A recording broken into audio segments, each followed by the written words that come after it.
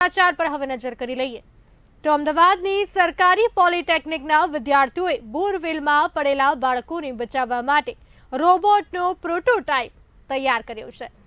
કેમેરાથી સજ્જ આ રોબોટ સાંકડા બોરવેલમાં ફસાયેલા બાળકને શોધવા અને બચાવવામાં મદદ કરવા માટે માર્ગ મોકળો કરી શકે છે। તેમણે આ પ્રોટોટાઇપ તૈયાર કરવાની પ્રેરણા બોરવેલમાં પડીને જીવ ગુમાવનારા બાળકો સાથે સંબંધિત મીડિયા રિપોર્ટ્સમાંથી મળી હતી। આ સમગ્ર પ્રોજેક્ટ પ્રોફેસર શ્રીજી ગાંધીની દેખરેખ હેઠળ બનાવવામાં આવ્યો છે।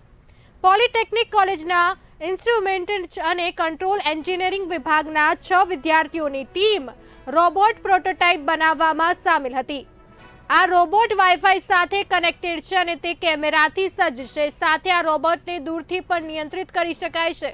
ત્યારે આ રોબોટ હાલ પ્રોટોટાઇપ તબક્કામાં છે, જે સંપૂર્ણ રીતે તૈયાર થયા પછી તેનો ઉપયોગ બાળકોને બોરવેલમાંથી બચાવવા ઉપરાંત અન્ય હેતુઓ માટે પણ કરી શકાશે।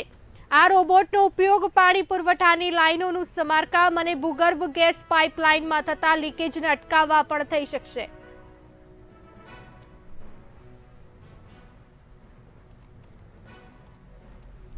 આ રોબોટ